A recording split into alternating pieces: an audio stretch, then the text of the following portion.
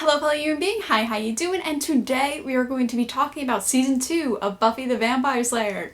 Oh yeah! So obviously I have finished season 2 of Buffy the Vampire Slayer, so let's talk about it, you know? Because a lot happened. So yeah, I'm gonna start this out with like a little tiny wrap up. It's 18 pages. So yeah, I wrote down all my thoughts about each episode, like what happened in each of them, and like if my opinion has changed or anything. And I also did rate all of them like out of 10. Before we even get into that, just a disclaimer, these are all my opinions. It is completely subjective. That is the beauty of film and beauty of TV. It's all subjective. All I ask is just don't be nasty, okay? And also my out of 10 scale, like some of them are pretty low because, you know, they're, okay episodes, but the 10 scale is based on Buffy the Vampire Slayer type of episodes. So like a 3 out of 10 episode for Buffy the Vampire Slayer could easily be like a 6 out of 10 for a different show, you know? Like, I'm doing it to the level that I know Buffy the Vampire Slayer can be at, you know? But yeah, let's get into it. Episode 1, When She Was Bad. So we come back to the gang after the summer between their sophomore and junior year, and after the events of the last season with our boy Voldy and the child. A child. Haven't said that meme in a while. Xander and Willow are hanging out over the summer, you know, getting a little close. Ooh, sparks were flying a little bit. And Buffy was with her dad in LA all summer, but when she comes back, she is a little down because, you know, she had a fight with an old Voldemort-looking bitch, and while doing so, she did kind of die. And I guess dying does that to you. No, it gets you down a little bit. So we get reintroduced to Jenny, and for me, this is the first time that I'm seeing sparks fly between Jenny and Giles. To me, this is a big step for their story and like their arc. We also get Angel, and it kind of starts up that little thing between him and Buffy. But then we do get the bronze scene later, which I should be compensated for because of the damages to my mental well-being. So that scene still haunts me, but Buffy kind of disses Angel and dances with Xander, seductively, I guess we can call it. But also while all this is going down, the child makes an appearance this season and is trying to bring back Voldemort because that's his main plan, I guess. He doesn't have much else since he is a child. And while doing this, he also kidnaps some people like Jenny and Cordelia, so lit. By the end of the episode, Voldemort is smashed and donezo. We are left with the child and how all of his vampire minions are toasted and now he needs a new plan. So that's kind of like a cliffhanger-ish type of ending. So yeah, this episode I definitely enjoyed. It's not what I expected for a season premiere for a second season, you know? It does reintroduce the child back in, and for me personally, it does tie in season 1 and season 2 very nicely to help connect them, but I could have done without it. I could have easily just believed that the child just like ran for the hills and like just didn't do anything else. Like I didn't need that step of closure, but you know, it's there, so you know, pretty cool. I mean, I do like them ending his plot on screen, which we don't get to for a couple episodes, but I also like seasons where it just jumps right into it and jumps into like all the new stuff and just throws us into the deep end, basically. Like, I like those kinds of seasons. That's obviously a personal opinion, much like this entire video, but showing the actual grief and trauma affecting Buffy was so well done. And I guess that's why the child was brought up, so that we could discuss Buffy a little more in depth instead of a new villain or a new plot. I do love the character moments, especially after Buffy understands her acting that way is kind of harmful to her friends who were kidnapped because of how she acted. So to me, it's an 8 out of 10. I really liked it, mainly because of the character moments. I didn't really care for the child a whole lot, but you know, it's fun seeing him, I guess. So episode 2, Some Assembly Required. So this is the one where 2 students bring back one of their dead brothers, and the brother wants someone to smash with, so they take corpses and then build a girl zombie for him. Yeah. So yeah, to be honest, not much really with this one. We do get some Jenny Giles action because they do have their first date in this episode. We also get some interaction between Angel and Buffy, and there's some tension brewing. Ooh. So yeah, this one was alright. It was okay, nothing major. Would have liked some more world stuff for the second episode of the season, but it was still enjoyable. There were a lot of character moments for Cordelia as well, which I liked. In all, it's about a 5 out of 10 for me. It was alright, just nothing super. It didn't set up anything besides Jenny and Giles, in my opinion, and setup, I feel, is very important for these monster type of episodes. Like, it is a great standalone, but it has to fit into the world for me and also the story and everything. And if it gives us more details, that's what I'm looking for a monster type of episode. Because I'm totally cool with them. I don't have anything against them. It's just I wish it kind of fit the world a little more, and like it gave us just a tiny bit, you know? Like it did set up Johnny and Giles, but you know what I'm getting. Episode 3, School Hard. So this episode, it is Spike's episode. Everyone else is just in it. If you have seen my video on this episode, you know that I was a little underwhelmed with it. It is a fan favorite, but I had a few issues with the pacing, but after seeing where Spike's character goes, I do really like it. It is a great transition from the child antagonist to our new antagonist of Spike and Drusilla.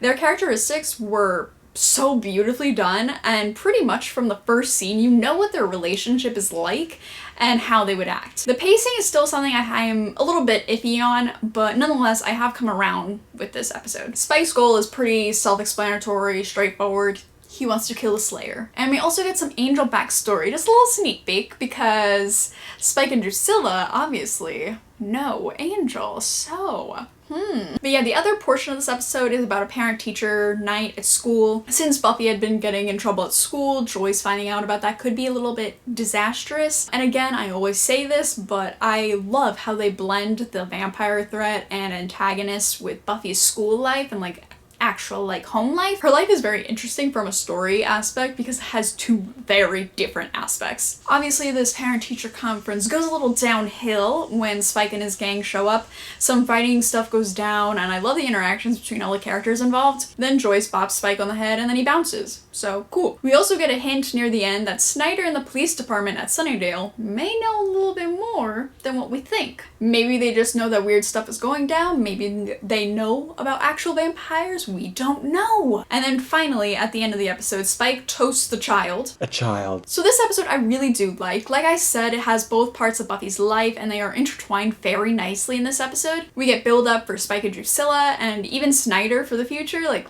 love that build up. For me, it's an 8 out of 10. I really like it. It works amazingly as a transition between season 1 and season 2 with the antagonists, and to me, it pushes the plot a lot. Episode 4, Inca Mummy Girl. So this episode is where Buffy has an exchange student over at her house, but psych, that exchange student is actually dead, and the person living in her house is actually a mummy that sucks the life force out of people.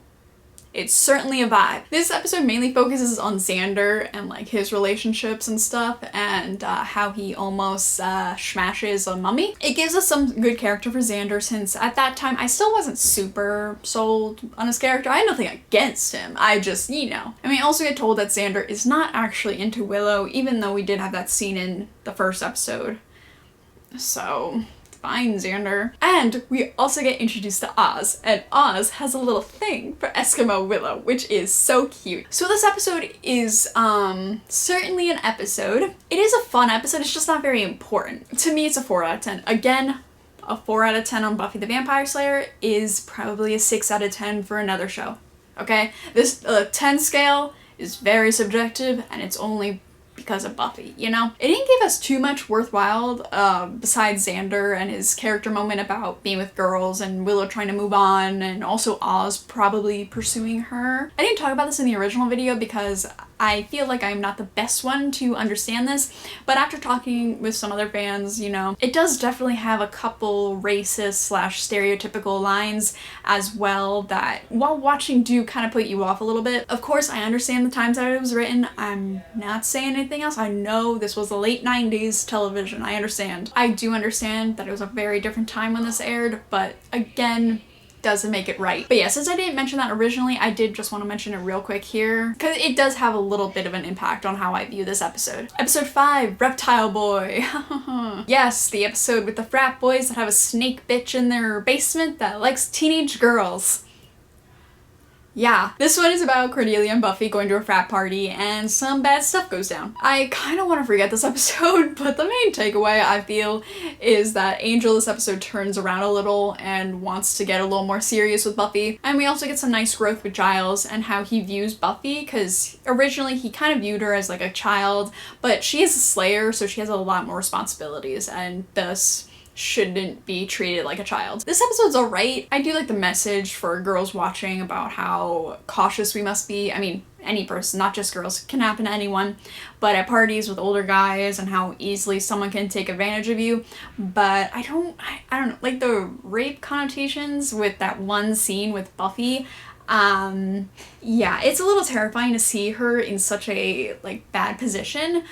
but it does get the point across. I don't know, like it gets the point across, but that doesn't mean I have to like it. I don't know, I'm kind of half and half with it. Like it's a good message, but also, does it fit here? I'm not sure. I feel like it could have been done a little bit better in my opinion. In all, about a 4 out of 10 for me, since it is okay, but honestly, it doesn't give a whole lot to work with. It kind of feels like a PSA that schools would show, since it is quite heavy-handed with some of the metaphors that it uses. I mean, the monster is literally like a phallic-shaped snake. Yeah, but yeah, it does feel a tiny bit out of place in the show to me. Episode 6, Halloween! So for this episode, it is obviously set around Halloween time. The gang has to help out with some kids as they trick-or-treat, and while that's happening, Spike is planning and scheming. We also see the Halloween store Ethan doing some witchcraftery, and he basically turns all the people that are wearing costumes into whatever their costume is.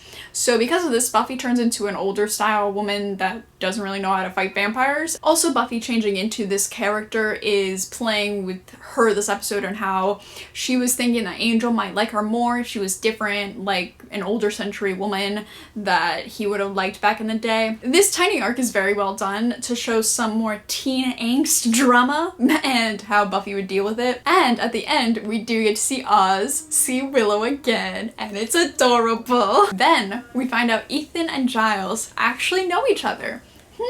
Interesting. So Giles kind of tussles with him and breaks the spell. Ethan escapes, but leaves a cheeky little note for him. Oh boy, I love the mystery so much. This episode is just so good all around. It has something for each character, and for me personally, who adores Giles, I love seeing him get more of a backstory and a little mystery. It's what he deserves. Because he's such an innocent looking character, you wouldn't expect it.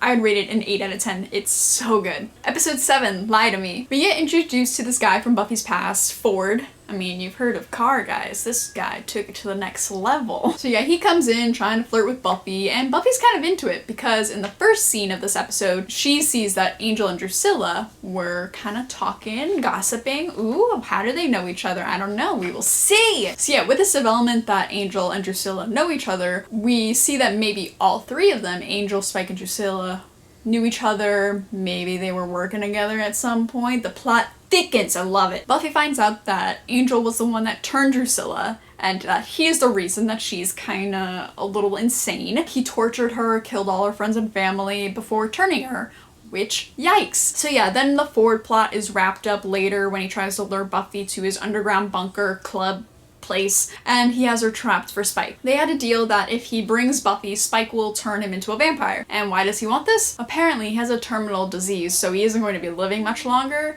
Of course that sucks. Still doesn't give you a reason to sacrifice your friends and become a vampire. This episode is definitely not something I could have expected, like, ever. It is really nice because it shows us and Buffy that not everything is black and white and super easy with a fairy tale ending, you know? Life sucks, and there are decisions where both sides feel that they're right, and they both are right because they both have different perspectives and different views and morals and stuff. I really like this theme, and I also love the introduction of Angel and Drusilla's past because it's a very big factor for both of their characters, how they were in their past, so love that. It also moves the plot along while also pausing for a second and giving Buffy this lesson, so I really enjoyed that. To me, this was a 7 out of 10. Episode 8, Dark Age. This is Giles' episode. It is his.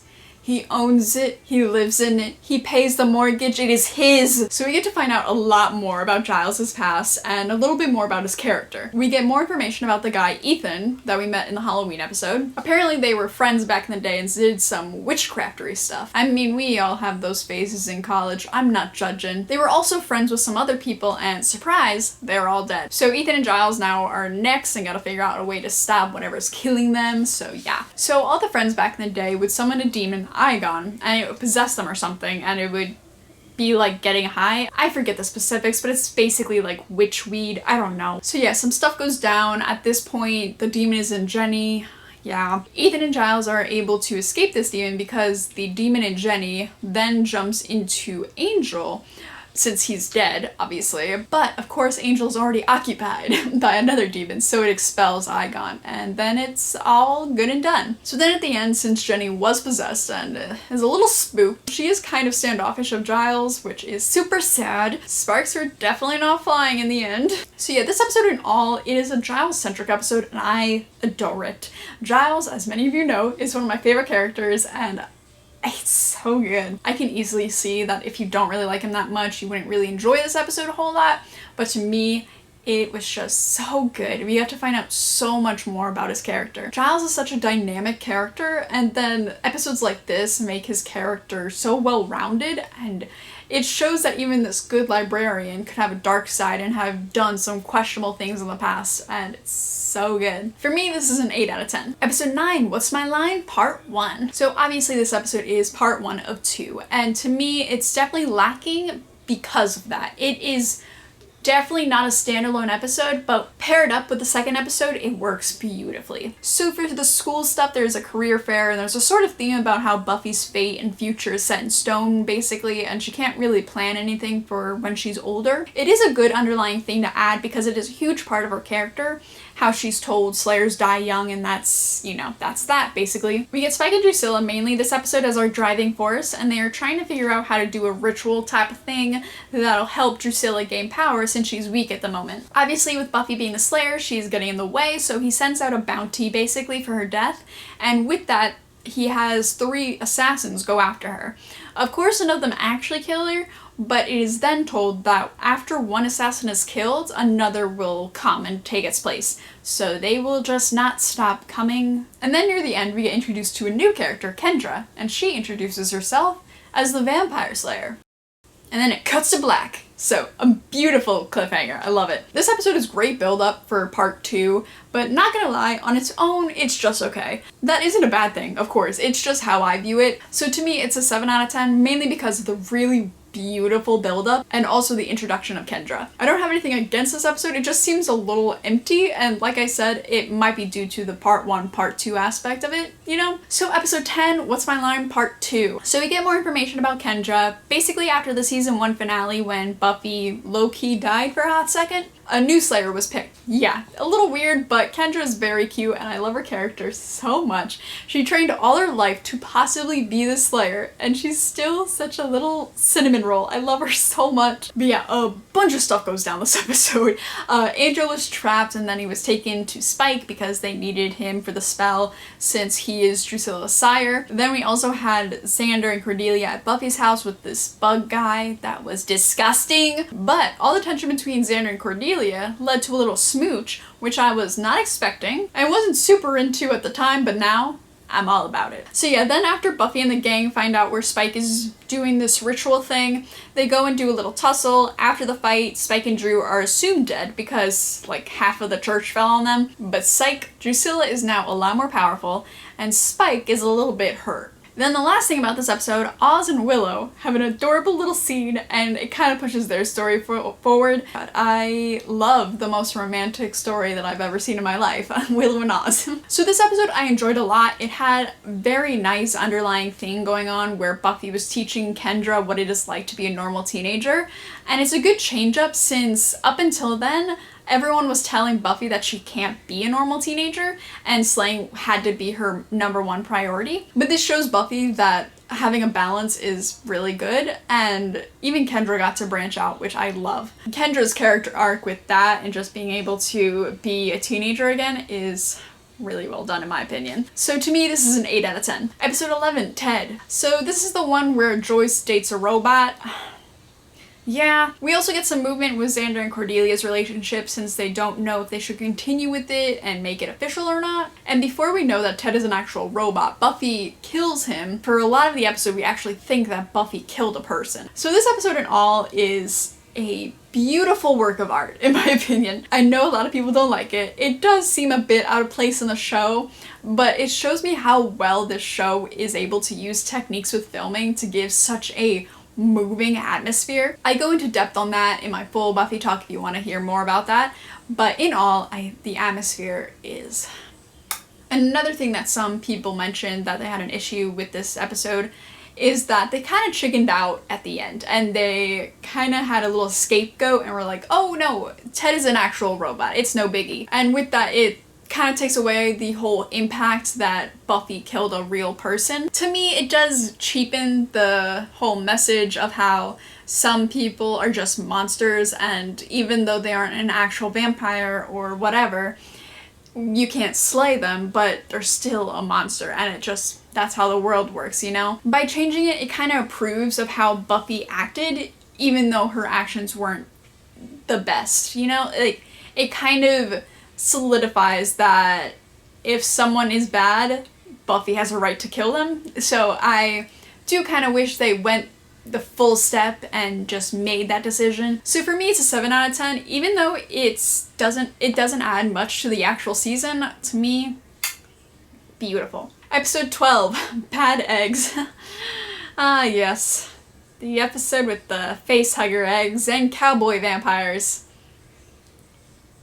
Yeah. Only other thing to mention is that Buffy and Angel get a little steamy this episode, and it's a whole lot. But yeah, nothing huge. I just wanted to mention the cowboy vampire on the off chance that we see him next season.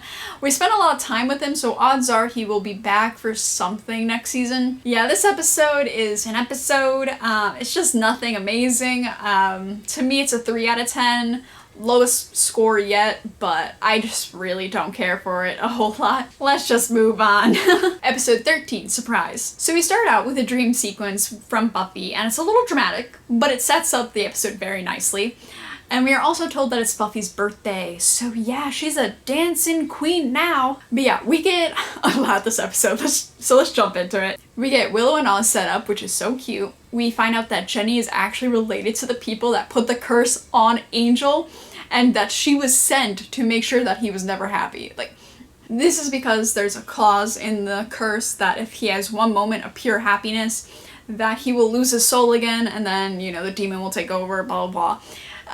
Yeah, that kind of sucks, but yeah, more on that later. We also get Drusilla and Spike, who is now in a wheelchair because of how weak he is. Drusilla and Spike are trying to Frankenstein it up and build this dude, the judge, who will bring Armageddon. Obviously, not good. So Angel decides to take one of the judge's pieces and leave Sunnydale to hide it. This is sad, obviously, since Buffy and Angel were low-key getting it on. But we have a cute scene where he gives Buffy a ring. That means a lot to him.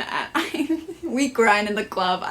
But that plan for him leaving doesn't really work out, so the judge is actually formed. So yeah, about the judge, he sucks humanity out of beings, and that's like kind of his whole shtick. So basically, you need humanity in you for him to kill you. So Angel and Buffy skedaddle back to Angel's bunker place, and they partake in the devil's tango. So yeah, that's super cute, right?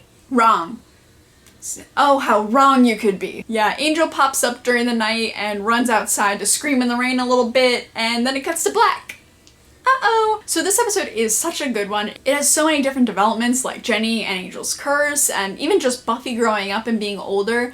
It has so many good themes, and they all work amazingly. To me, this is an 8 out of 10. It is so good. And to me, it really kicks off the next part of the season. Episode 14, Innocence. So this is technically part 2 from the last episode. We pick up with Angel screaming in the rain, and uh-oh, someone lost a soul and is now a ruthless vampire again. So technically he is Angelus now, but I'm just gonna call him Angel because I always forget. But nonetheless, I do realize it's a demon in him and it's not actually Angel. Buffy wakes up and is a little confused as to why he bounced, but the next time that she sees him, he is, what you would call a dick. Angel joins Spike and Drusilla in their quests for world domination, basically, and then while all that stuff is happening, Willow unfortunately finds out about Xander and Cordelia's relationship because she sees them smooching. Again, I understand that this isn't Xander's fault because, you know, this is just how Willow feels, but he should have definitely been a little more open with her, you know, because they've been best friends forever, basically. I don't know, I kind of stand by that. Xander should have told her before she found out that way, because finding out that way has gotta suck. But of course, the way Willow acted was a little bad, but nonetheless, the whole situation shouldn't have happened in general, so Willow's reaction shouldn't have even happened, you know? Yeah, that's my hot take for today. But speaking of Willow, we do get more development with her and Oz, which is kind of cute, not gonna lie. So yeah, some stuff goes down and the judge pops up at the mall to get a good meal of humanity. Buffy brings a rocket launcher, and then that's that with the judge. He has been de-Frankensteined. And then Buffy kicks Angel, and then that's the wrap up on her 17th birthday. This episode is just amazing. I love the conflicts between everyone, and then they go ahead and take one character that we all love, Angel, and they make him into an antagonist. That, holy shnikes. Like, that is such a bold move, and I know I make jokes about it a lot, but it is very clever to do that. But yeah, to me, it's a 9 out of 10. So good. Episode 15, Phases. Yes, the werewolf episode. So this is the one where we find out that Oz is a werewolf, and yeah, still a little shook, but Oz can do no wrong. So we get lots of development with Oz and Willow's relationship, and I adore them so much. They even get a little smooch at the end. I'm gonna cry. But yeah, other than that, we get a werewolf hunter dude that is an interesting character. He could come back, to be honest, but I don't even know. I just wanted to mention him because I feel like he might come back. I don't know. And we also get a subplot about Larry, a school jock, misogynistic kind of guy, basically. And we find out that he is gay. And this is a good development to have for a show in the late 90s. When I first watched it, I was a little iffy on it, but I do understand now that his experience is completely valid and it does happen in real life. So it was good to have that representation on the show. Again, I am 21. I was born the year this was aired. I do not remember how it was before, but I can recognize that it was a good step in the right direction to have this. Little tangent, but yeah. So with Oz now being a vampire, he has to chain himself up at night during full moons, and that kind of sucks.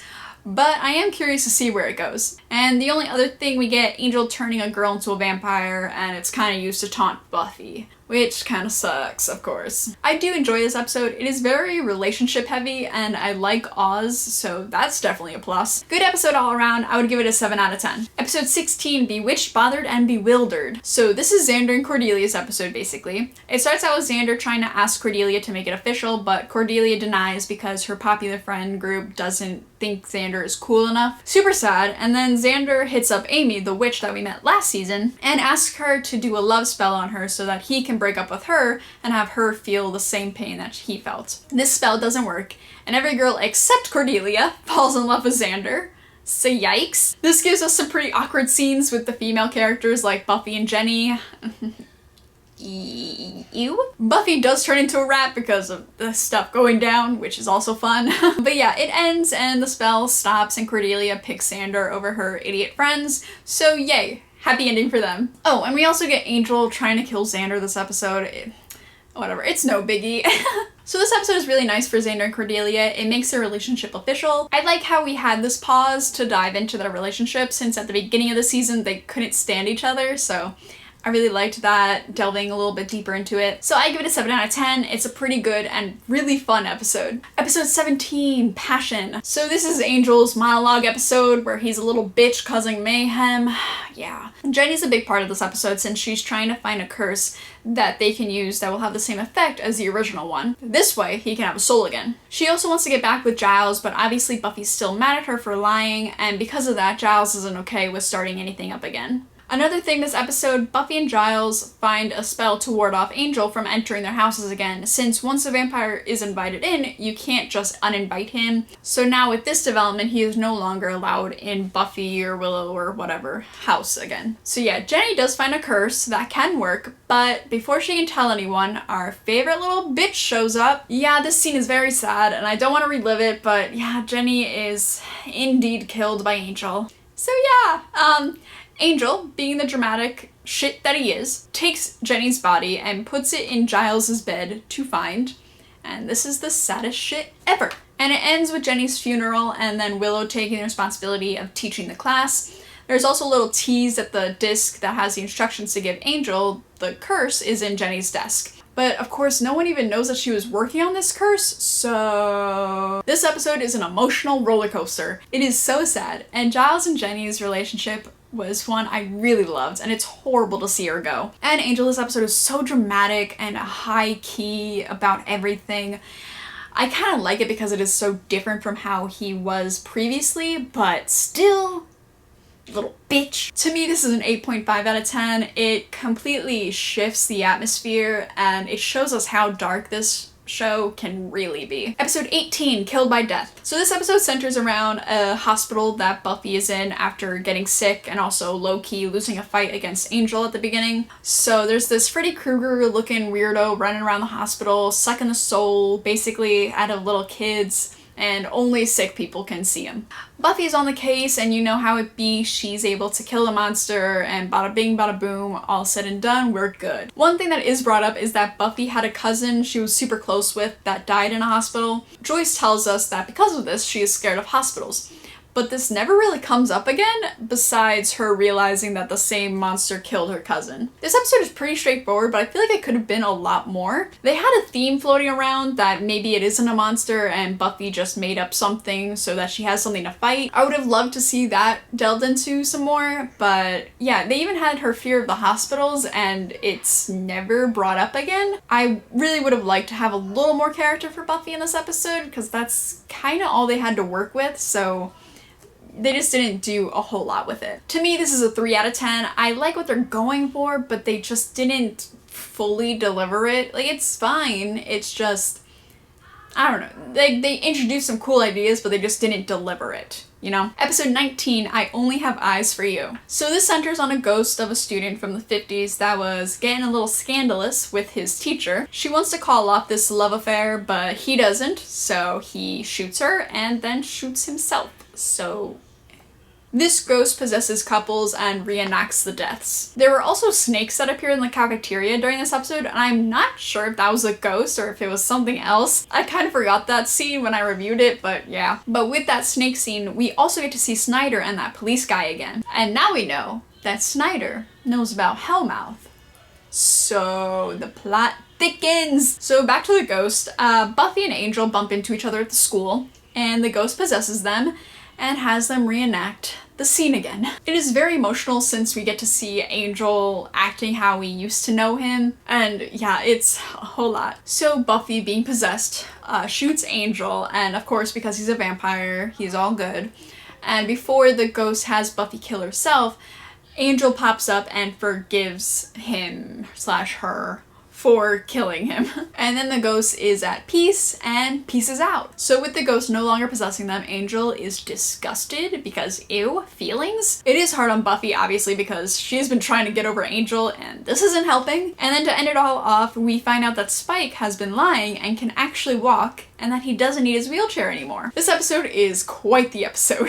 It shows us Angel and how he used to be, and it also shows us Spike, and it sets up that he could possibly fight Angel in the future. It does it so well, and Angel and Buffy acting out that sequence is so good. For me, it's an 8 out of 10. I really like it, and I also like the message of forgiveness because Buffy's still trying to forgive herself for Jenny's death, and yeah, it just helps us keep going with that plot as well. Episode 20, Go Fish. do I really need to talk about this one? It's kind of squeezed in here at the end and doesn't add a whole lot. But to summarize, a high school swim coach is basically experimenting on his athletes with fish DNA or something in order to have them be better swimmers, but this turns them into fish. And by the way, a lot of these fish student athletes are misogynistic assholes. So yeah, I don't really have anything else to say. It just exists. Like, I understand what they were going for with student athletes getting special treatment and, you know, the sexist behavior that a lot of them have. But the placement in the season doesn't do it any favors. To me, this is a 3 out of 10. Moving on! Episode 21, Becoming, Part 1. So this episode is build-up and backstory galore. We get to know all about Angel and his past and how he became a vampire and how he got his curse and then found Buffy, and just so much. We also get introduced to this New Yorker guy, I forget his name, but he pops up a lot. Then Willow and Buffy find the disc that Jenny had with the instructions on how to get Angel his soul back. So now they're working on that to hopefully give Angel his soul. Xander is not about this, and high-key is pissed that Buffy wants to give Angel his soul again after he killed Jenny, which is a fair point, but again, it is an angel, it's a demon in him. But anyways, there was a big rock found in Sunnydale, and Angel goes to snatch it up because it has a demon thing in it. This demon has a sword, and if someone is worthy enough to take out the sword, a vortex to hell will open and bring all humans into hell. So awesome plan. And by the way, Kendra also pops up and helps her since her watcher thought some stuff might be going down. And later on, Angel gets a message to Buffy basically saying, come to the cemetery, yada yada, let's fight. So she does, and while she does that, Willow and the rest of the gang try to do the spell/curse. I don't know what to call it. Unfortunately, this is a setup, and some vampires have a tussle with all of them, and Buffy, of course, cannot help them because she's not there. So Xander breaks his arm, Willow gets crushed by a bookcase, Giles is smashed, and Kendra dies. Yeah, once Buffy gets to the library to see this, obviously this isn't great for her, but the police show up and boom, cut to black. So this first part of the finale is such beauty. I absolutely adore it. The Angel backstory is stuff I've wanted since season 1. I cannot get over how beautiful the flashbacks were. It is such great build-up for part 2 as well. To me, it's a 9.5 out of 10. It's just amazing. And I kind of feel weird giving it a 10 because it is just part 1 and it does feel a little bit incomplete because it's just the build-up.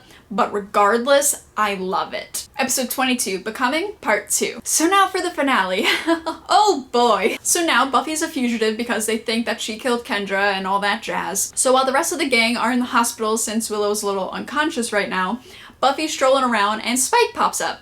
He gives her a proposal that if she helps him get Drusilla from Angel, he can give Angel to Buffy so that she can kill him. Basically, he just wants Drusilla and he doesn't really want the end of the world because, you know, where's the fun in that? So Buffy is all about this plan. She then goes back to her house and sees Joyce. She finally gets to tell Joyce about her being a Slayer, and again, something I have been wanting since season 1. Unfortunately, Joyce doesn't take this very well and does the whole, if you leave, don't come back thing, so. But back with Angel and his quest for world domination or whatever, he has Giles captured because Giles knows the technicalities that are in order for a vampire to become worthy enough to take the sword. So he tortures Giles until he can get this information, and let's just say, the torturing is also torture for me. Goodness gracious. But either way, Angel gets the information that he needs and moves forward. Back at the hospital, Willow decides to try the spell/curse again so that Buffy doesn't have to kill Angel. Kendra had a sword that could be used to kill Angel, so Buffy takes that and then goes on the offense against Angel. While she fights Angel, Xander gets Giles out of there. And by the way, Xander was supposed to tell Buffy that Willow was working on the spell thing, but failed to mention it. So now Buffy thinks that killing him is the only way. Still salty about that. So Drew and Spike get out of there while Angel's fighting Buffy. So it's all going good, and then right before Buffy kills Angel, he gets his soul back. So I mean, we've been wanting this for a couple episodes now. I mean, this should be awesome, right? Him getting his soul back? Wrong. Because he already opened the vortex, Buffy still needs to kill him. So they share a little smooch, and then Angel gets kebabbed. So now the world is all good and saved, the gang is all bruised and beaten up, but all good nonetheless. But Buffy decides to hit the road, leaving them all behind, and she pieces out. Okay, so this finale was a lot. First episode to actually make me cry, so yeah, it just speaks to how much I love this episode. It has so much. It has the enemies working together with Spike and Buffy. It has Buffy telling Joyce finally that she's the Slayer. And even just the ending, it's like, it's almost poetic, like how she has to leave everything behind. I hate how great it is because it breaks my heart. So for me, easy 10 out of 10. I love it. It is so great and I only have good things to say about it. The way that the characters and how all the storylines came together, it's beautiful. So yeah, that's my review for all the episodes this season. Some of my opinions have changed, obviously, so you guys get to know that now. So in all with this season, I could have never seen where it was going, and just where it went, again, not what I was expecting, but I love where it went. So yeah, that's all I gotta say about the episodes. Let's jump into the specific questions that y'all had. And by the way, I think we had like 200 questions submitted, so if I don't get to yours, I'm so sorry. But girl, like that's a lot. And I'm gonna try and go through them pretty quickly so I can get as much information to you guys, you know? Megan asked, who's your favorite character so far? most favorite, definitely Buffy. She is so dynamic and so cool. Love her character. Tony asked best character arc. Just for the season, I would say, I want to say Cordelia. I mean, she started out the season, you know, pretty much the same as she was in season 1, but she fully came around and she is such a big part of the gang now. I love it. And then someone asked, what's your opinion on Spike and Drusilla, the villains of the season? I really like them as villains. It's very different from Voldemort, the Master, and all that jazz. It just kind of humanizes the villains a little more because Spike and Drusilla and their relationship is so interesting, and Spike would literally do anything for Drusilla, and it's interesting to see that as vampires because we haven't seen that sense of humanity in any of them, so like that. Antonella asks, what do you think of the new characters added this season? Do you think they fit in? Oh, absolutely. I love the new characters, like Oz and Kendra and all of them. Goodness. I love how the world is opening up a little more and we're getting more characters. Sean asked, are there any characters you'd like to see again in the future, either in flashbacks or in real time? I low-key would really like to see a flashback because I'm pretty sure the Master said that Angel was working with him at one point. I would love to see that sometime, seeing like Angel and the Master, and maybe even Spike and Drusilla were also working with them at that time. I don't know, but I just want more with Angel. I got a taste of those flashbacks and I just want more. But yeah, other than that, definitely the police guy. I don't know if they mentioned his name, but the police guy that always talks to Snyder. Bro, we need more of that. I need to find out, like, what everyone knows and, like, why, like, how this whole secret, like, Hellmouth thing, like, excuse me? Alex asked, although Kendra was in 3 episodes, did you like her character?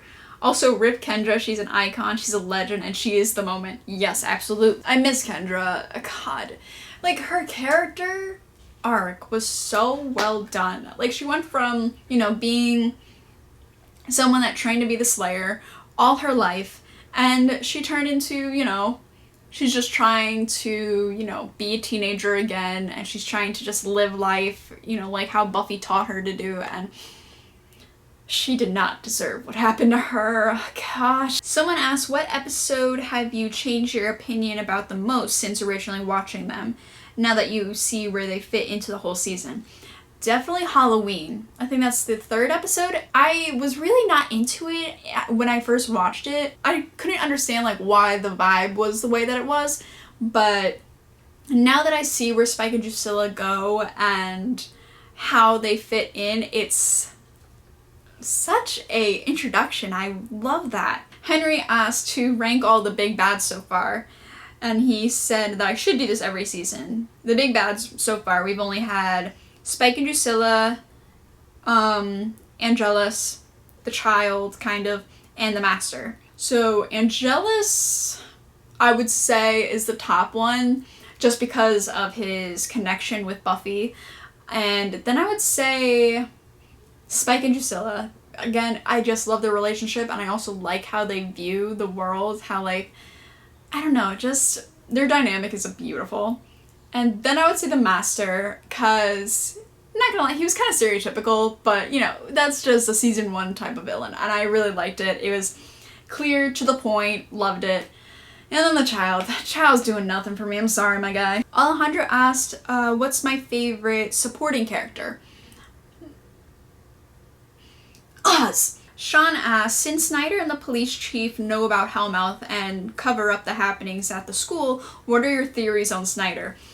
Oh, I have so many thoughts on Snyder. Because we've had that one scene where, you know, they kind of were like, ooh, what's happening? We're gonna have to cover this up a little bit, huh? And then we had the introduction that they actually know about Hellmouth. And then we also had that scene in the finale where he called up someone, was like, yo, the mayor's gonna be so happy. I don't know, I feel like he's, I don't know. Like, I don't know if he's a real principal that happens to know this type of stuff, or if he was like sent there to like pretend to be a principal. I mean, he pretends really well. I mean, he's got he's got it down. He was sent there after Flutie died. So like he hasn't been there the entire time. So does that mean Sunnydale hasn't had as many strange occurrences before Buffy came? Well, I guess being a slayer attracts vampires, so I guess, like, just the happenings increased? I'm not sure. His story is so interesting to me, and I would have never in a million years, like, when I first saw him, I was like, oh god, okay, cool principal, love it. Now, bro. Danny asked any predictions for character developments in season 3. For Buffy, I feel like she may become more, like, independent in a way, like, because, you know, now she's a fugitive and on the run, maybe, I don't know, she'll become a little more independent with it. And because you know, like how like each episode, if something happens, she kind of goes to Giles to like figure out what to do.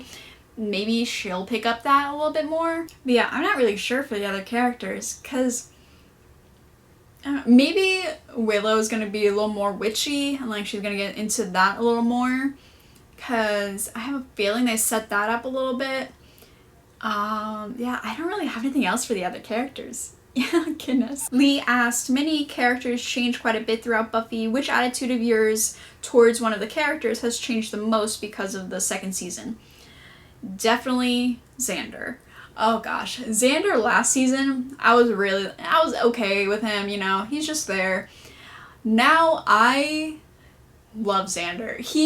Obviously, he's not the best person ever, but I just love his character so much. Again, he doesn't make the best decisions at times, but he is so freaking funny, and he's just such a good friend to like Buffy and Willow, and he's just like such a hype king, and I don't know, even the way that he treats Cordelia now that they're like dating is so cute. Patrick asked, which couple, past or present, is the best and worth being together forever?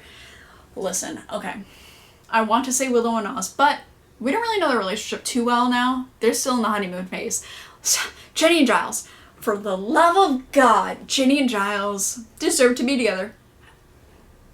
Like, how dare they make me, like, fall in love with their relationship and then kill Jenny? Goodness. God, they deserved the entire world. Steve asked, so let's take your mind off of the sadness. What are the top funny moments of the season? I really like that little, like, scene in episode 7, I think, or yeah, Lie to Me, where Ford and all of them are in the bronze and they're talking about Angel, and Ford's like, he looks old, and then Xander's like, you're not wrong. And he kept saying you're not wrong. That is so funny. And then even that joke in, shoot, I forget which episode, but when they had like the career fair, I think it was What's My Line Part 1, I could be wrong, this scene where they were like taking the survey, and then I think Buffy was like, do I like shrubs or something like that? And Xander's like, that's between you and your god. Pretty much just any like Xander line is so funny. Oh, and Buffy turning into a rat. I mean, come on. Buffy turning into a rat was the funniest thing I've ever seen. Mr. K-Dog said, you said in Ted that you felt like you could tell why the fandom enjoys the series so much and how it leveled up in a way. I was wondering what other episodes in the series did you feel gave you that feeling as well? I don't know, just the finale, like part 1 and part 2. Holy shnikes. Those are my 2 favorite episodes so far, and oh my god, just the flashbacks and the build up and the resolution and like the climax, and it was so well done, like how that was. What a season finale, and I can tell why people really like the show. Claire asked, favorite monster of the week? Ted, I guess? Can I say the Phases episode? Because that's technically a monster, because Oz is a werewolf. I don't know. If Phases doesn't count, I'm gonna go with Ted. Okay, and CJ Graham, I think. I'm not sure if I said that right. And Chaz and Rainmaker and Sam and Tony I'll ask different variations of like favorite episode, least favorite episode, all that, and like trying to rank them. So I do have a list. So I do have a list of my top 5 and my bottom 5. So top 5, going from like number 5 to number 1. So for my top 5, starting at number 5 is Surprise and then Innocence. Those 2 episodes are such beautiful masterpieces. I absolutely love them. And then for the 3rd position, episode 17, Passion. Holy shnikes. And then for the 2nd and 1st position, episode 21 and then episode 22. So Becoming part 1 and part 2. Part 2 is literally my favorite episode. I love it so much. And then my bottom 5, starting at the top of the 5, episode 4, Inca Mummy Girl. Yeah. And then episode 5, Reptile Boy. Then episode 18, Killed by Death. Just nothing for me, my guy. And then episode 20, Go Fish. Sorry, not sorry. And then episode 12, Bad Eggs. I'm sorry, Bad Eggs doesn't deserve rights. I'm sorry. Okay, so Lisa said if you could change anyone's death this season, who would it be and why? Low-key Angel? I'm still kind of mad that they had to kebab him and that he couldn't just, spill blood in another way. But I don't know, like, I feel like there was a way around it. But also, I understand a vortex to hell was forming behind him, and I understand Buffy was kind of stressed and didn't really think right. But I understand it's the finale, so they gotta do, go big or go home. But, come on. But after that, Jenny definitely, god damn it, Jenny. Shashank asked, what's been the most unexpected thing about the show so far? Probably the fact that, I kind of mentioned this already a few times, but the fact the show goes in depth in Buffy's personal life a lot more. Like, obviously it is no surprise to anyone that I first started watching Supernatural and then, it went on hiatus and then I started watching this show, and because I've heard good things about it related to that show.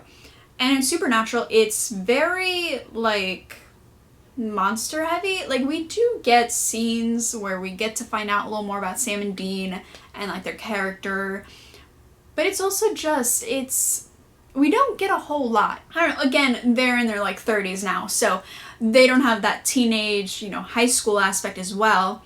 And, both their parents are dead, so they don't even have that as well. So for this show to have, the mom aspect, to have the teenage aspect, to have the high school aspect, there's just so many different parts of Buffy's life that I wasn't expecting. I low-key was expecting like a kind of like, I'm not comparing these shows in any way, but this is like a trashy show that I know that I've watched like one season of, Riverdale. Riverdale, I feel like those aren't teenagers. Like, there's no way in hell that those characters are teenagers in high school.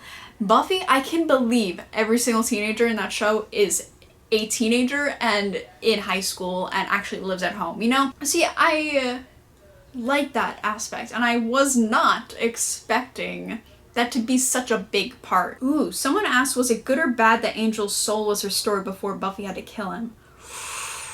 Ooh. Like, would it have been better if he just didn't have a soul and then she killed him? Could you imagine if it was going to work, but she stabbed him right as he was working, and then he gets his soul, like, as he was being killed? That would have been messed up. I don't know, if he didn't get his soul back, even though, like, Willow was still working on it, and it just, like, didn't happen in time or something, I feel like I would, like, hate Xander a little bit, because, again, he did not tell Buffy that Willow was working on a spell. So, like, if Buffy actually killed him before the spell worked, all bets are off, Xander. Put him up. And Holly, I think is how you pronounce it, but I'm so sorry if I pronounce it wrong. They asked how I feel season 2 compares to season 1. Because, sometimes fans hype up season 2 compared to season 1 for the new viewers. They were just asking if it was still enjoyable or if I had, too high of expectations. For me, season 1 was very enjoyable because I kind of went in with no real expectations. Obviously, going into season 2, I did have expectations that it was a little bit better. And of course, we had, episode 1, which was okay. It was a good opener.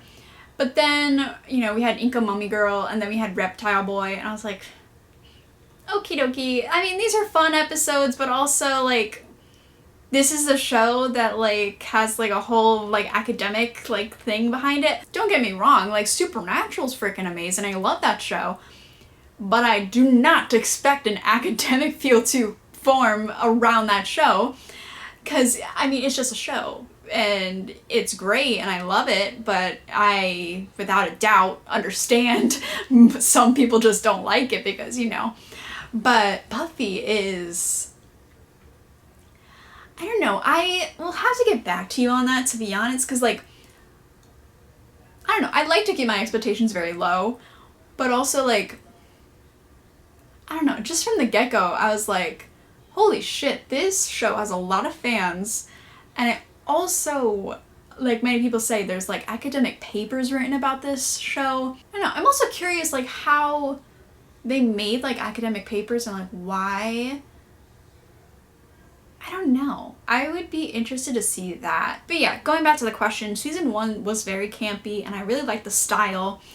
And I feel like it was a good introduction. And of course, it was half the episodes, so it kind of just, you know, dip your toes in, see what you like. And then season 2 kind of like tries to get back into it. And I feel like the first half of the season before Surprise, I think is the episode, it's well done. And then the second half after starting with Surprise, oh my god, like once Angel started acting the way that he acted as an Angelus, oh my god, I don't know, like it kind of like leveled up for me and I was like, holy shit, I was not expecting that, especially because, you know, once you get halfway through the season, you're like, okay, I kind of know where this might go. I kind of feel the vibe getting, you know, I'm getting the vibe, and then it goes there. I'm like, holy shit. That was kind of a tangent, but Grandma asked, what do you think of the bait and switch this season about how the character introduced as the big bad Spike was not in fact the real big bad at all? I personally really liked that because, of course, we had Angel as, like, you know, our little golden boy that, you know, likes Buffy and all that. And then you turn him into a villain. I just love that. Like Captain America, the movies, I love Bucky Barnes so much. He's my favorite character in those movies. And then in The Winter Soldier, the second movie, he becomes like pretty much the villain. And I love those type of arcs.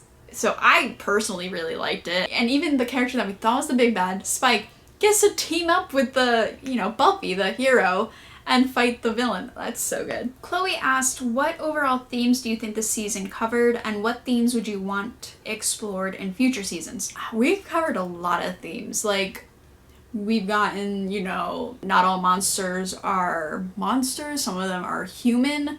And then we also got, you know, and then we also got with, you know, Passion and Surprise.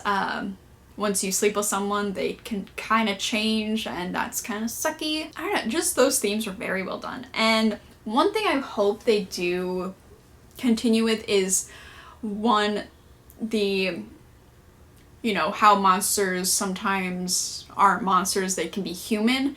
And I kind of mentioned this with my Ted review again, but I wish they went all the way with that and had Ted just be a human, because there's like one episode in Supernatural where the monster is just a human and they obviously act like monsters because they're nuts, but obviously, like, what do? Do you kill them? Or because they're just human, so like what do? I would be interested in seeing how Buffy would approach that, and also the whole like creating a monster because Buffy wants something to fight that we saw in Killed by Death.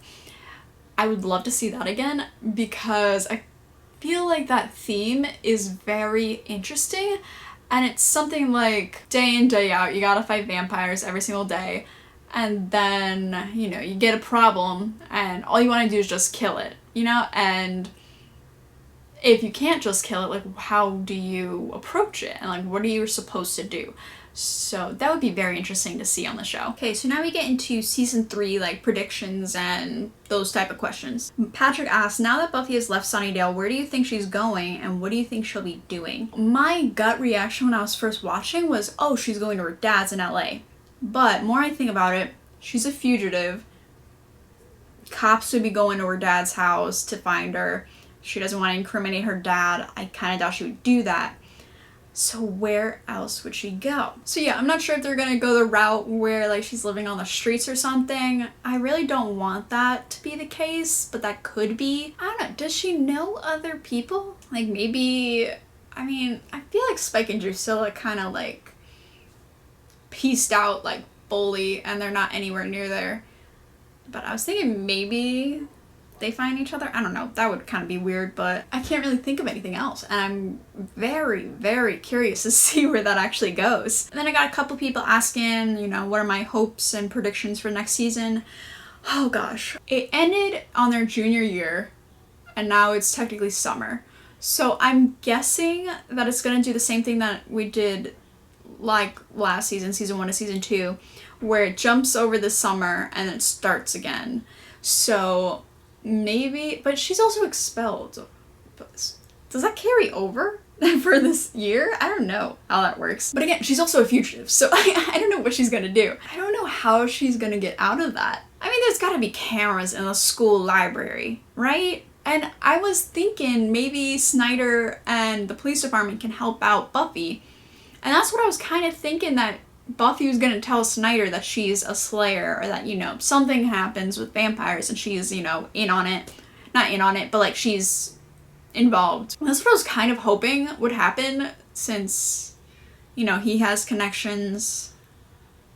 I mean, it's gotta make sense to him. Like, you have this girl and she's getting in trouble all the time, and then you see her around all this weird stuff, and yeah, I mean, you gotta put 2 and 2 together. I mean, if he knows that vampire slayers are a thing. But yeah, other than that, I don't really know. I hope the whole gang is all good, and like, you know, Willow and Oz and Cordelia and Xander, I hope they're all good and dandy.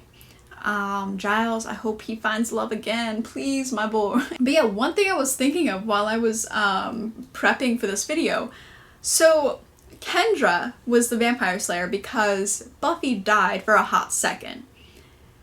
Because Kendra died, is there another vampire slayer now? I mean, that's how it works, right?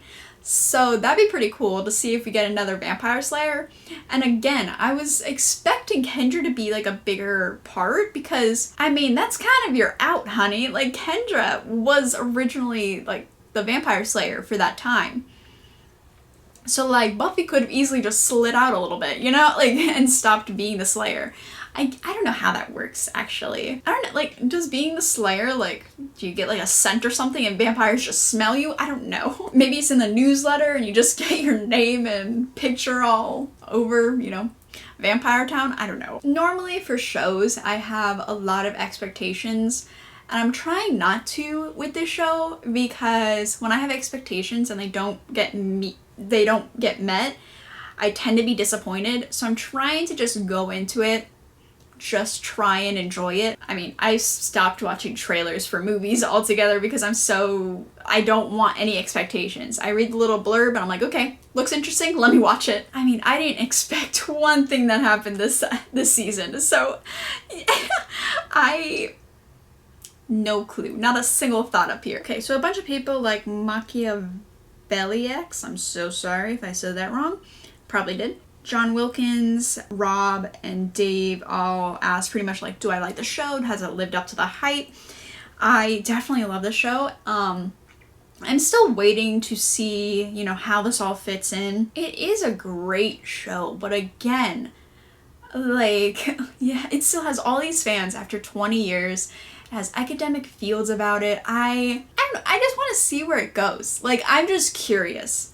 It's not that I'm like not hype about it, it's just I'm curious to see why. You know, like, I understand this season was beautiful and I loved it. It's great. I'm just wondering how that fits in with the whole story, because it's 7 seasons. Like, so much can go down. Dave asks, since this show is 20 years old, other than practical things like special effects, what about it shows its age? Are there things that feel modern about it? Of course, besides practical effects, the only real thing that shows its age is technology. Like, you know, obviously the computers and all that.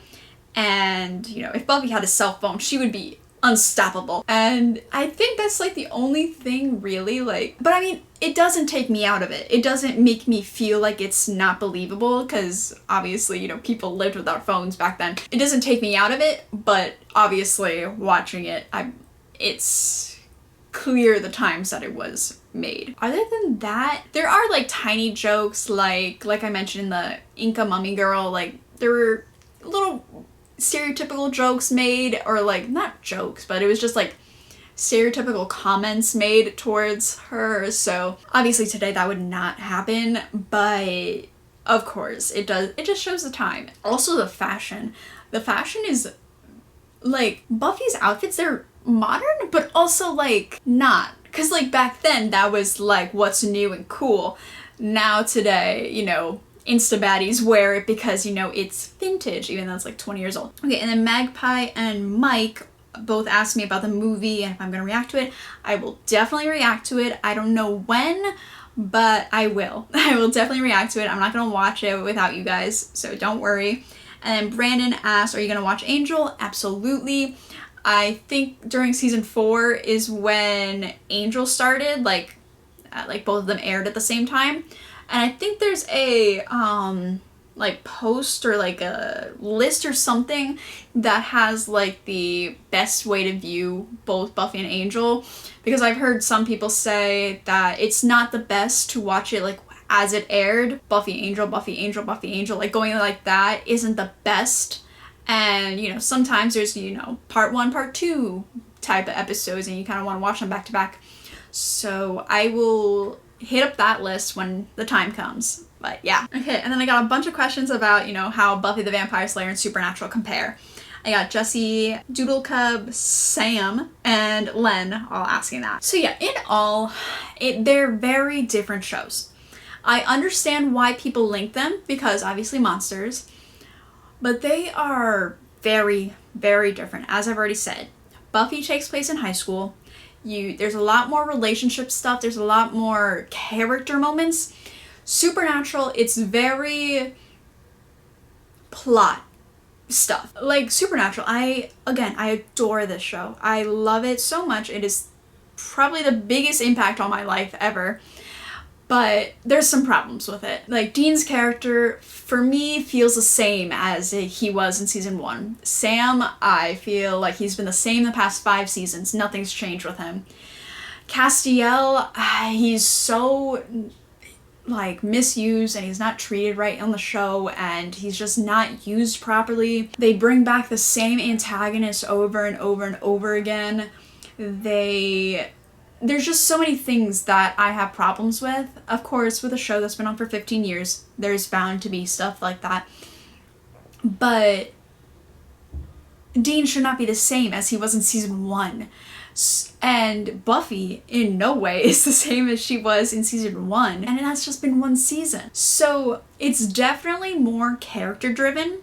And for Supernatural, I mean, season 1 and season 15 are worlds apart, obviously. But it's more plot, and it's more like, sure, they have like the occasional, like, you know, oh my god, I was possessed by a demon, oh my god, like, I'm so like sad. Like, they have those moments sometimes, but they're never meaningful. They never carry on. Spoiler alert for season 14, I think. But I mean, I think Dean was possessed by Michael, an archangel, and he was possessed for 3 episodes. We had maybe half an episode once he became human again about, you know, oh my god, I cannot believe I was Michael, I killed so many people, like, and then that was it. It just, there's no carry through, there's no longevity for any of the decisions that are made. And I say this all the time in my Supernatural talks, but each season is standalone, and I say this all the time. Like, there's a cliffhanger at the end of the season, The beginning of the next season, they wrap it up real quick in 3 episodes and then continue with something else. And it's like, where is the connection between all of these? Like, I don't understand. Like, it's like for this show, like, I don't expect this show to bring back Angel immediately. If this was on Supernatural, Angel would be back in episode 2. I don't know if Angel's gonna come back. I have a feeling he might, because I think he's like trapped in hell or something. But I don't feel like this show is like that. And there's just so much like, a decision is a decision. In Supernatural, a decision, okay, well, they died, we'll bring them back next season if the fans like them enough. Again, this is just me being critical of a show that I absolutely adore. Trust me. No one loves this show more than I do, Supernatural. Like, and I know it can be more. That's why I'm being so critical of it. So don't come at me, please. Oh, that's cool. Ross said Christoph Beck wrote the score for season 2 and won an Emmy for Becoming Part 1. That is pretty cool. There's a whole fandom for the score of Buffy, the Buffy/Angel theme, remembering Jenny, etc. Please let us know what you think. Bro, the score this season is so good. Like, even in, oh my god, in Bewitched, Bothered, and Bewildered, that score and like that one scene where Cordelia is like very funny. Even like in the Ted episode and just the finale, holy shnikes, bro, I adore the score and it's so good. That's pretty much it for the questions about the actual show. There are some questions about me if you want to continue watching. That'd be pretty cool. But yeah, if you're just here for Buffy, thank you for watching. This is probably hella long. Thank you for watching all of it. But yeah, continuing with questions about me. Giovanni asked, how do I avoid spoilers in my daily life? How do I keep friends, extended family, people you meet from blurting out very spoilery, can I say that? Spoilery details when you explain what you do with your videos and creating on Patreon. So first off, I don't have many friends that have watched it. I mean, obviously I have like Instagram friends that I've met through the internet, but they've been very understanding that I don't want to know much about it. The only family that I think has watched this is my grandmother, and I mean, she's not gonna blurt out anything. She wants me to enjoy it without, you know, any spoilers. But yeah, I haven't really had any issue. I think it might be because Buffy is just a different circle of the internet that I haven't been in, and yeah, I stay off all the hashtags of Buffy or anything. I mean, I post on TikTok, but I never go on like the Buffy hashtag or anything. What I wouldn't give to see some edits of Buffy. Gosh, I cannot. That's like my main thing that I'm waiting for when I'm done with this show, so I can watch like Buffy edits. I can't wait. I haven't had that big of an issue about it. Yeah, I just stopped reading comments on YouTube recently. I don't really read them unless they have a bunch of likes on it. I also have mods like everywhere, so yeah, I've been pretty good about it. And then speaking of spoilers, Rakshala asks, has anything been spoiled for you already? Not particularly. I did see a thumbnail and a YouTube video, and the title mentioned that something happens to Joyce. I don't know the context of it, but I'm scared. It was like how Sarah Michelle Gellar like tried to fight what happened to Joyce, or like it was something like that, and I forget exactly, but I was like, holy no, please. I can have that information, but I don't know the context and I don't know how anything happens, you know? So it wasn't that big of a spoiler. Oh, and I also saw a YouTube, it's mainly YouTube videos that are just like in my recommended, which kind of suck. I can't really get around it, but it was like with the actor that plays Spike, and it was like how, I forget his name, but how Spike feels about being on Angel. So he was in the show Angel, which again, I'm not sure if that was like a flashback type of thing or if he's like an actual character in the show, but yeah. And again, I could be remembering this wrong, or the titles could have been a little weird, but yeah. But yeah, other than that, that's like really the only way that I've been like accidentally spoiled. Katie asked, how's grad school going? it is not going yet. I am about to start it on the 24th, so next Monday. Goodness gracious, I am so stressed out. But my grad school is pretty chill. Instead of a whole semester, I think we have half semesters, and there's 2 classes for each half semester. So like this fall, I'll take 2 classes, finish them, and then I'll take 2 more classes and then finish them. So I'm excited to see how that layout works and see like if it works any better. And I'm also excited because I went to Florida State and there's hundreds and hundreds and hundreds of kids. And in a lot of my classes, I had like 200 kids in them. So the student professor like relationship wasn't like super great, but obviously with grad school it's a lot smaller, so I'm excited to see that. Jesse asked, do you read descriptions before watching an episode? No, I do not. I accidentally read one this season, I forget, but it kind of spoiled me and told me Spike was in the episode or something. So ever since then I'm like, I'm not reading it. Ben asked, what states or countries have you visited outside of Florida? And where would you want to visit most?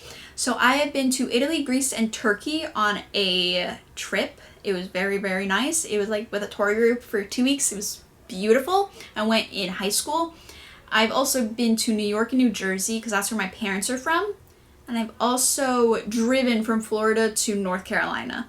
So like technically I've been in like Georgia and all those states, but we just stopped in North Carolina because it was my cousin's wedding. But yeah, I haven't been on the west coast of America or anything. I would love to go sometime. Italy and Greece were my favorite, and if I had the chance to go somewhere again, I would definitely go to Italy and Greece again. It was so beautiful. And also I'm very Italian, so I gotta represent. Okay, and then Jesse asked what my filming setup looks like. I will record right now. Disregard my very messy bed, but tripod. And then usually I have this out for my computer. So it's sitting there. And then normally this is over here a little bit. And then, yeah. And then I got my chair. And that's really it. And then Jesse also asked, COVID sucks obviously, but has there been any pros to it? Of course, COVID, if anything has affected you with that, I am so terribly sorry. It is the worst thing ever. But I am glad a little bit because it forced me to come back home, and now I'm living at home. And originally I wanted to live on my own for grad school, obviously, because, you know, like, I've lived on my own for 3 years now. I don't really want to come back. But it's been a very nice experience because, you know, I'm getting to save money and all that. And I wouldn't have moved back home if it wasn't for this. And because of this, obviously Supernatural stopped airing because they couldn't continue filming. And so Supernatural stopped, and I was like, okay, I need to start something else. So I started Buffy, and this has been the best experience ever. I'm so incredibly grateful to have this experience, to have this ability to do this online and do this from, like, you know, from the comfort of my home. I'm so incredibly grateful that I decided to watch Buffy and that so many people like watching it, so thank you. Tara asked, will you ever trust Joss Whedon again? No. Okie dokie, so yeah, that was a lot of questions. I'm very, very sorry if I didn't get to yours. And also, I've been recording for like 2.5 hours already, so yeah, hopefully that's enough season 2 content for you guys. Gosh, thank you so much if you watched it to the end. Thank you. But yeah, thank you again to all my beautiful patrons over on Patreon, you the realest. But with that, that's all I gotta say about Buffy the Vampire Slayer season 2. I will see you guys in the next video. Bye! 'Cause every time we touch